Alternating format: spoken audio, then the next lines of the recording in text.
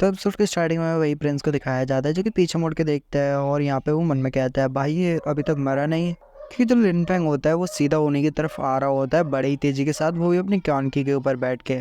वो सारे लोग जल्दी से चिल्लाते हैं और कहने लगते हैं वो देखो वहाँ वो लिन फेंग आ रहा है, वो शायद लिन फेंग है जो कि अपनी क्यानकी के साथ आ रहा है। जो लिन फेंग होता है वो वहाँ पे आता है और नीचे की तरफ उतरता है और धमाकेदार लैंडिंग करता है। जो प्रिंस होता है वो लिन फेंग से कहता है तो लिन फेंग बताओगे ज़रा कि यहाँ कैसे आना हुआ, तुम यहाँ क्यों आए हो, किस मकसद से आए हो। लिन फेंग कहते हैं मिस्टर रेओ और मिस्टर याओ। मिस्टर याओ लिन फेंग से कहते हैं लिन फेंग आखिर तुम यहाँ पे क्यों आए हो, इतना ज़्यादा गुस्से में क्यों, आखिर क्या हो गया। लिन फेंग याओ से बोलता है मिस्टर याओ मैं यहाँ आया हूँ क्योंकि मुझे यहाँ पे कुछ चीज़ें क्लियर करनी होगी और मैं यहाँ पे डील करने के लिए आया हूँ जिससे ये मसला यहीं पे ख़त्म हो सके। प्रिंस जो कि अपने मन में सोच रहा होता है कि यहाँ पे जो लिन फेंग है वो काफ़ी ज़्यादा जीनियस है और मैं उसको हल्के में नहीं ले सकता। और वो अच्छे से जानता है कि ये इम्पीरियल पैलेस है तो वो यहाँ पे कोई मसला क्रिएट करने की सोचेगा नहीं। वही फिर हमें लिन फेंग और फेंग चैंग जी ये पता नहीं प्रिंस होता है उसको दिखाया जाता है, वो दोनों काफ़ी ज़्यादा गुस्से में एक दूसरे की तरफ देख रहे होते हैं। मिस्टर याओ को दिखाते हैं जो कि काफ़ी ज़्यादा खास है, थोड़ा बहुत खास है। फिर कहते हैं लगता है कि फेंग चैंग ने किसी बंदे को भेजा होगा या हायर किया होगा लिन फेंग को मारने के लिए। और प्रिंस होता है वो यहाँ पे हमारे लिन फेंग से कहता है कि लिन फेंग भले ही तुम इम्पीरियल पेरिस में कर दो पर ये मत सोचना कि तुम यहाँ पे आके कुछ भी कर सकते हो। लिन फेंग कहता है चलो मेरे पास कुछ गिफ्ट है जो मैं तुम्हें देना चाहता था, चलो ये मैं तुम्हें दे ही देता हूँ। फेंग चैंग जो होता है वो देखने लगता है कि आखिर लिन फेंग उसे देने क्या है, तो लिन फेंग अपने पास से एक थैला सा कुछ निकालता है, कुछ उसमें कुछ रखा हुआ होता है और वही जो होता है वो सामने फेंग चेंग की तरफ फेंकते हुए उसको दे देता है। फेंग चेंग उसको कैच करता है और उसके अंदर देखने लगता है। जो फेंग चेंग होता है वो उसके अंदर देखता है तो यहाँ पे वो कहता है तुमने मूकिंग को मार दिया, शायद इसमें मूकिंग का कटा हुआ सर होगा या तो फिर कुछ और। यहाँ पे जो लिन फेंग होता है वो प्रिंस से कहता है कि तुम जो है टियान फेंग के प्रिंस हो और तुम ज़ूयू आए हो एज अ गेस्ट के तौर पे। और मुझे पता है कि ज़ूयू से तुमने काफ़ी सारे यहाँ पे लोगों को मुझे मारने के लिए भेजा था, पर मैं ज़ूयू की काफ़ी ज़्यादा रिस्पेक्ट करता हूँ तो मैं यहाँ पे वो सब भुला रहा था क्योंकि तुम टियान फेंग से हो और तुम्हारे जितने भी साथी हैं वो सारे टियान फेंग के और तुम सारे टियान फेंग के लोग ये मत सोचना कि तुम मेरी कंट्री को यहाँ पे ह्यूमिलेट कर पाओगे। लिन फेंग ने कोड ऑर्डर को रिलीज़ करता है तो यहाँ पे जो मास्टर यो होते हैं या जो भी होते हैं वो वहाँ पे खड़े ही देख रहे होते हैं कि लिन फेंग अपनी पावर्स को रिलीज़ कर रहा है। और सभी लोग कहने लगते हैं कि भाई यहाँ तो काफ़ी ज़्यादा कोल्ड है, यहाँ तो ये अपने कोल्ड ऑरा को रिलीज़ कर रहा है तो काफ़ी ज़्यादा पावरफुल है भाई, यहाँ से इतनी ज़्यादा डरावना महसूस हो रहा है। प्रिंस बोलता है चलो लिन फेंग बताओ तुम्हें चाहिए क्या आखिर। देन जो प्रिंस होता है वो फिर से अपने मन के अंदर ही सोच रहा होता है मैं प्रिंस हूँ टियान फेंग से और मैं लिन फेंग को काफ़ी सालों से जानता हूँ और मैं उसके एक्शंस को भी बहुत अच्छे से जानता हूँ। लिन फेंग काफ़ी ज़्यादा ब्रेव है, वो काफ़ी ज़्यादा चालाक है और वो काफ़ी ज़्यादा यहाँ पे जीनियस भी है और काफ़ी ज़्यादा पावरफुल भी है।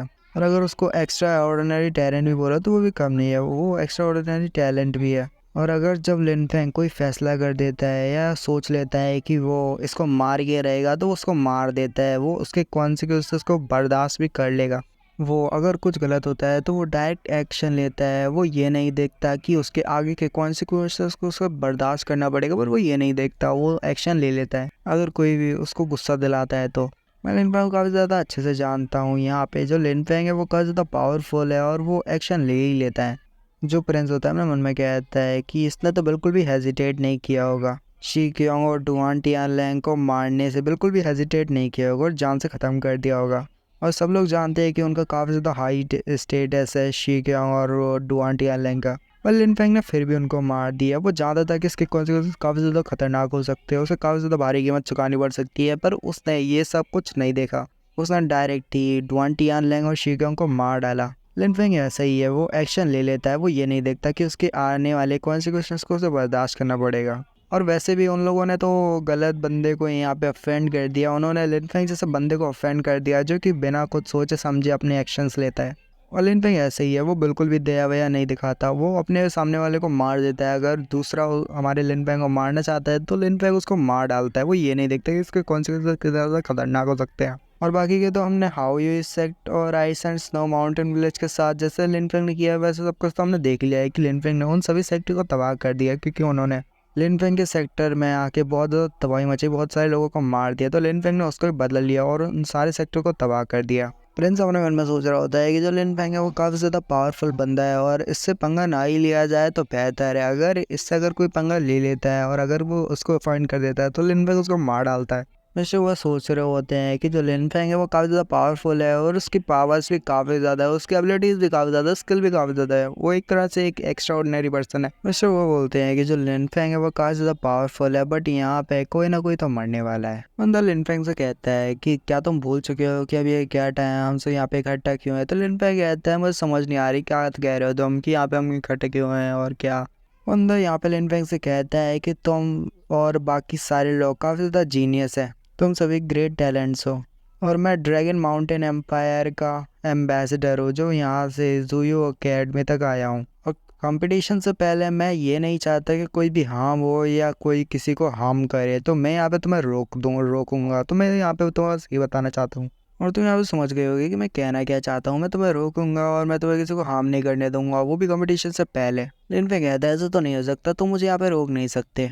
प्रिंस काफ़ी ज़्यादा गुस्सा हो जाता है और लाल पीला हो जाता है और वो चलाते हुए लिन फेंग से कहता है लिन फेंग तेरी हिम्मत कैसे हुई बोला हमारे एल्डर्स की यहाँ पे ऐसे डिसरिस्पेक्ट करने की। यहाँ पे जो प्रिंस होता है वो लिन फेंग के ऊपर गुस्सा हो रहा होता है और सुना रही होता है कि यहाँ पे लिन फेंग बोलता है मिस्टर मुझे ज़रा आप बता सकते हो कि आप यहाँ पे क्यों आए, मुझे बताओ कि आप ज़ूयू में आखिर आए क्यों थे। यहाँ वो जो लिन फेंग से चिल्लाते हुए कहते हैं सीधी सी बात है, मैं यहाँ आया था जिससे मैं कुछ पार्टिसिपेंट को सिलेक्ट कर सकूँ क्योंकि यहाँ पे ग्रेट कंपटीशन ऑफ ज़ूयू स्टार्ट होने वाला है, तो उसके लिए मैं काफ़ी सारे पार्टिसिपेंट को यहाँ पे जो है ज्वाइन करवाने के लिए काफ़ी सारे पार्टिसिपेंट्स को ढूंढ रहा हूँ, बस इतना ही था, इसलिए मैं यहाँ पे आया हूँ। और इसी के साथ ही वाले एपिसोड को भी यहीं पे ख़त्म करते हैं। आई होप आपको ये वीडियो पसंद आई होगी। हाँ मुझे पता है ये वाला एपिसोड भी काफ़ी ज़्यादा छोटा था और मैं कुछ नहीं कर सकता क्योंकि सारे जो चैप्टर आते हैं वो काफ़ी ज़्यादा छोटे होते हैं, तो वो इतने ही मिनट 5-6 मिनट के ही बन पाते हैं, तो मुझे माफ़ कर देना। बाकी का मैं मिलूंगा अगली वीडियो में, अगली डार्क स्प्रेड वीडियो। सारा पीस, गुड बाय।